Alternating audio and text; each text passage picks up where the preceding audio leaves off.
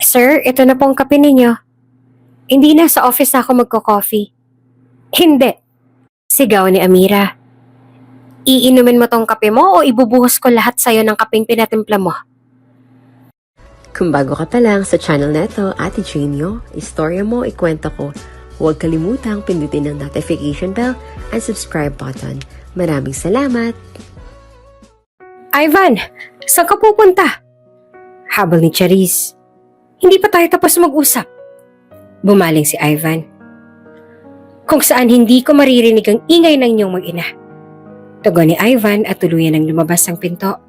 Paglabas ng pinto ay tinawag kaagad ni Ivan si Manong Tasyo at inutusang ipag-drive siya sa kahit saan. Agad namang sumunod ang matanda at inihanda ang kotse. Nag-away na naman ba kayong mag-asawa? Tanong ng matanda. Bumuntong hininga si Ivan bago sumagot. Ano pa nga ba? Bakit kasi hinayaan kong palakihin ni Charisse si Chanel na sobrang spoiled? Hindi ko na tuloy makontrol yung bata. Naiinis ako sa sarili ko. Wala na akong ginawang tama. Wala na naging tama sa takbo ng buhay ko. Kahimik lamang na nakikinig ang matanda sa daing ng kanyang amo. Manong, parusa ko ba to dahil sa ginawa ko kay Amira? Tanong ni Ivan. Sir, hanggang ngayon po ba, umaasa pa rin kayo sa pagbabalik ni Amira? Balik na tanong ng matanda. Oo, Manong. Ang pagbabalik na lang ni Amira ang nagiging dahilan ko para bumangon araw-araw. Tugon naman ni Ivan. Si Amira ay isa sa mga kasambahay ni na Ivan noong siya'y binata pa. Maganda si Amira, balingkinita ng katawan, may maputing balat, maamong mukha.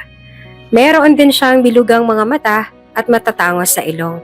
Hindi mo aakalaing siya ay isang kasambahay sa unang tingin. Bukod doon ay magiliw si Amira sa lahat. Ngunit sa kabila nito ay matapang at may paninindigan ang dalaga. Wala sa bokabularyo nito ang magpaapi at sumuko na lang nang hindi lumalaban. Ikaw ang magiging personal maid ni Sir Ivan. Mabait naman si Sir. Kaso, lumapit ng bahagya si Tere, ang mayordoma ng mansyon. Timplahin ng mood ni Sir kaya pagpasensyahan mo na kung masisigawan ka niya palagi. Binabalaan na kita ha. Walang nakakatagal na katulong kay Sir. Kaya maiintindihan ko kung magpapalipat ka ng trabaho sa agency mo. Babalaan ni Tere. Kung ganun po, bakit kailangan niyo pa pong mag-hire ng personal maid niya kung wala naman pala nakakatagal sa ugali niya? Inosenteng tanong ni Amira. Napalunok si Tere dahil sa tanong ni Amira. Wala tayong magagawa. Yun ang utos ng boss. Paliwanag ni Tere. Hindi alam ng dalawa na nasa likuran lang pala nila si Ivan ng mga oras na yon at pinapakinggan ang kanilang pag-uusap.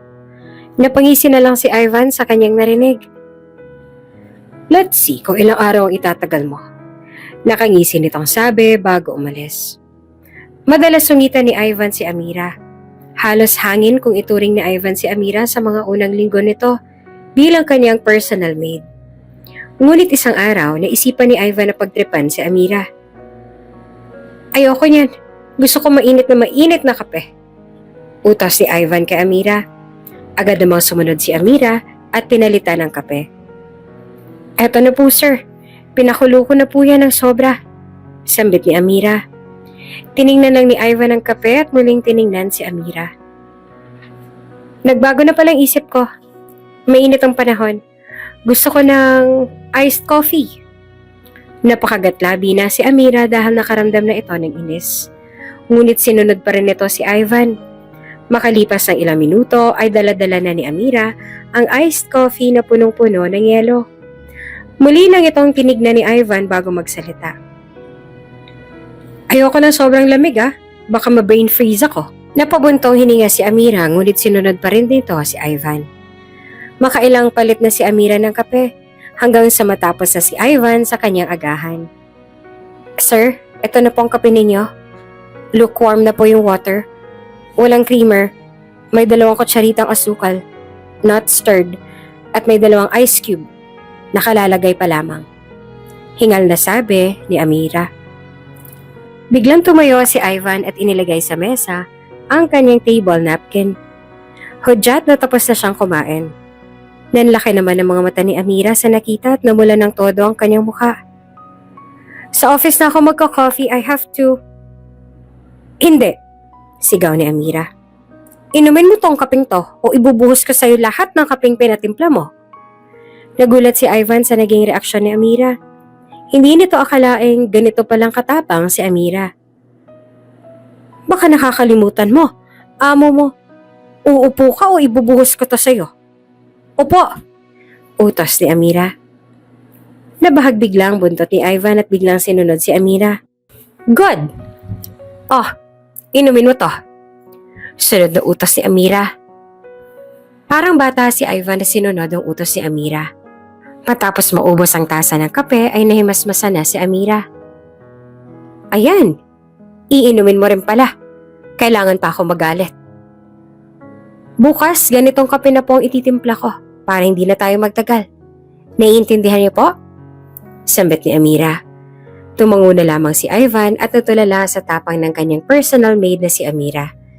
Hindi naman makapaniwala ang lahat ng kasambahay, lalo na si Tere sa nangyari. Sinabi nila sa kanilang mga sarili na sa wakas ay nakahanap na rin ng katapat ang kanilang masungit na amo. Manang, bakit po kayo wala pa si Sungit? Si Sir Ivan? Tanong ni Amira. Kahit na nabawasan ng pagkamasungit ni Ivan, ay ginagawa pa rin ni Amira ang kanyang trabaho. Nagsisilbihan pa rin niya si Ivan at hindi ito natutulog hanggat hindi ito dumarating. Minsan kasi ay may mga inuutos pa ito kay Amira pagdating nito galing opisina. Nako, baka umagahin niyo na uwi dahil yung mag-hangout ba ang tawag ba doon? Ani ng matanda. Maaga kasing umuwi si Tasho, pinauna na raw siya ni Sir dahil mag-hangout daw sila. Akalain mong may kaibigan pala si Sir sa ugali niyang yun, ano? May ka-hangout siya eh. Siguro, hindi ko rin alam. Wala namang kinikwento ang batang yun mula nung namayapang papa niya. Mabait na bata naman niya si Sir Ivan. Naging ganyan lang siya simula nung mawala ang papa niya. Wala na kasi siyang naging kakampi simula nun. Hindi naman niya masuway ang mama niya dahil sila na lang dalawa ang magkaramay sa buhay.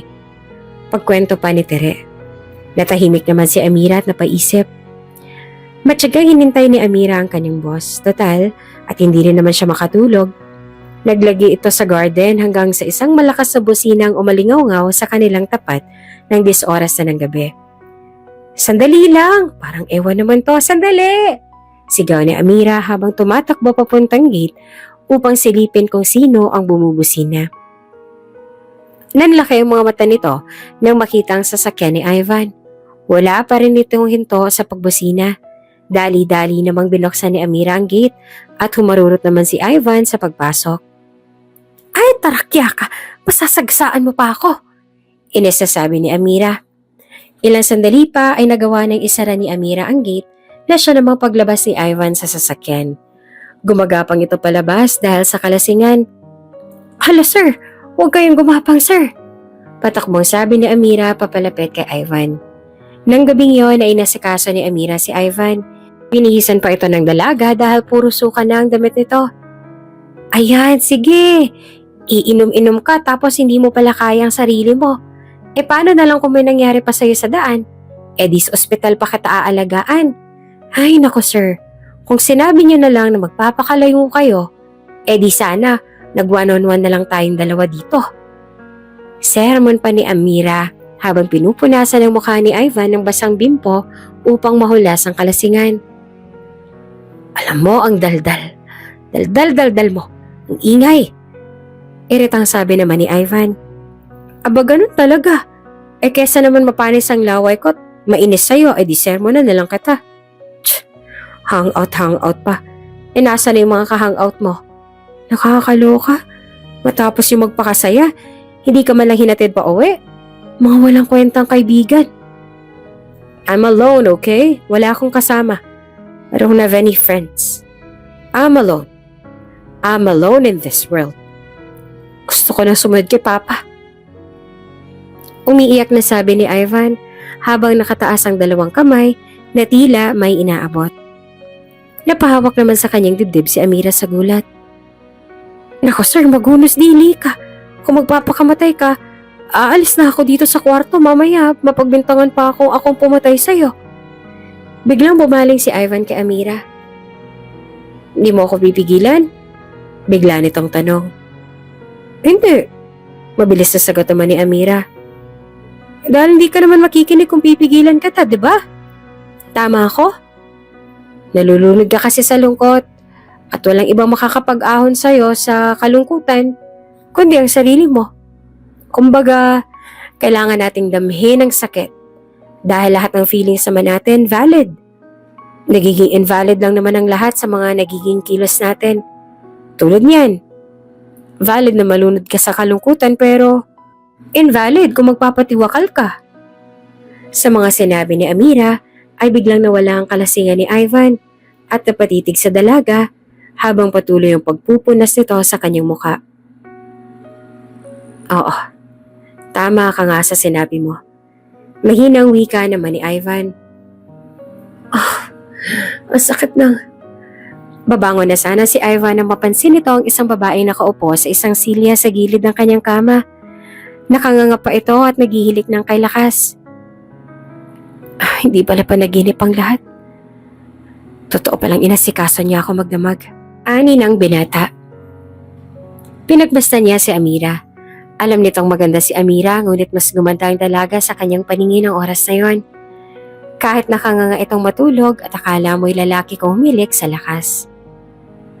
Salamat, Amira. You're the only person na hindi nagparamdam sa akin na kinakawaan ako. Nakangiti nitong sabi.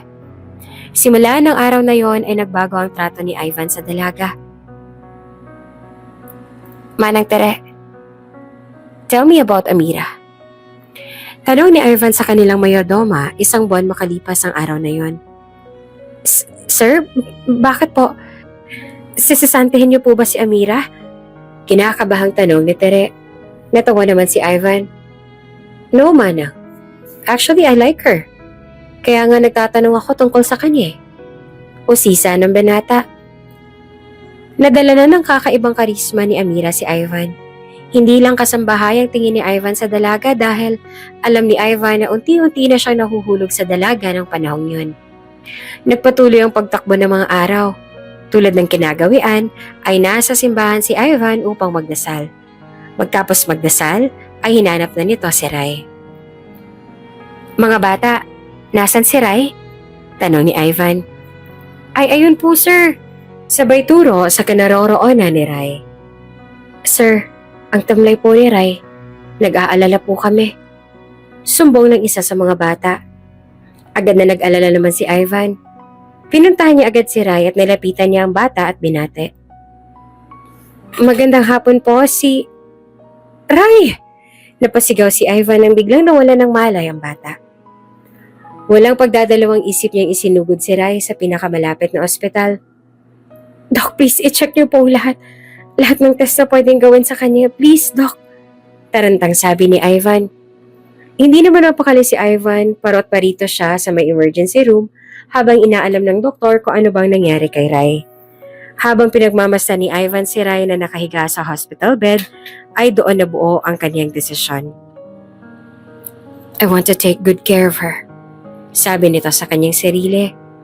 Makalipas ang ilang oras ay nasabi na ng doktor ang kanilang naging findings. Sabi ng bata mula kaninang umaga pa raw siya hindi kumakain. Malamang ay dahil doon kaya siya nawala ng malay. Pero we conducted an overall check-up. As your request, iaakit na po namin siya sa room niya. Sambit ng doktor. Okay, Doc. Maraming salamat po. Ani ni Ivan. Isang VIP room ang inilaan ni Ivan para kay Rai. Nanlalaki naman ang mga mata ni Rai nang makita ang kabuuan ng kwarto. Oh, Rai, bakit wala ka sa bed? Halika nga dito. At binuhat ni Ivan si Rai pabalik na sa kama tsaka inihiga. Gusto ko po kasi sana na magbanyo. Tapos nagulat po ako sa laki nitong kwarto. Mas malaki pa po to sa bahay namin ni nanay eh. Bulalas ang bata. Ngumiti naman si Ivan na tinawakan ng bunbunan ni Rai at tsaka ginulo ng bahagya ang buhok nito. Ayos na bang pakiramdam mo? Hindi ka pa ba kumakain mula kaninang umaga? At yun ang naging dahilan kung bakit ka nawala ng malay. Nag-aalala na sabi ni Ivan. Opo sir, kaso po mahinang kita ni nanay ngayon eh. Tanabi ko na po yung agahan ko para po may kainin si nanay mamaya. Mas kailangan niya pong lakas dahil mas mahirap ang pagtitinda sa palengke. Tugon ng bata. Lalo namang nahabag si Ivan sa sitwasyon ni Rai. Naramdaman ni Ivan kung gaano nitong kamahal ang kanyang ina at natakot itong lumayo ang loob ng bata sa kanya kung ilalayo niya ito sa kanyang ina. Nakatitig si Ivan sa bata habang malalim ang iniisip ng kanyang plano. Nang biglang tumunog ang kanyang telepono. Matapos sagutin, ay nagpaalam ito kay Rai. Rai, pasensya ka na ha. Hindi muna kita masasamahan ngayong gabi. Kailangan ko na munang umuwi. Mag-isa ka na muna dito sa ospital. Paalam ni Ivan. Pero huwag kang mag-alala. Sinabi ko sa mga kaibigan mo na puntahan ang nanay mo para sabihin na isinugod kita sa ospital. Baka maya-maya lamang ay nandito na ang nanay mo. Biniling ko rin yun sa guard nitong ospital. Maraming salamat po sir. Ingat po kayo sa pag-uwi ninyo. Sambit naman ng bata. Nakauwi na si Ivan sa mansyon. Pagpasok pa lang niya, ay bumungad na kaagad ang... At dito na nga nagtatapos ang ating kabanata. Ano kayang bumungad kay Ivan pag uwi niya sa mansyon? Abangan sa susunod na kabanata. Kung bago ka pa lang sa channel neto, Ate Genio, istorya mo, ikwento ko, huwag kalimutang pindutin ang notification bell and subscribe button. Maraming salamat!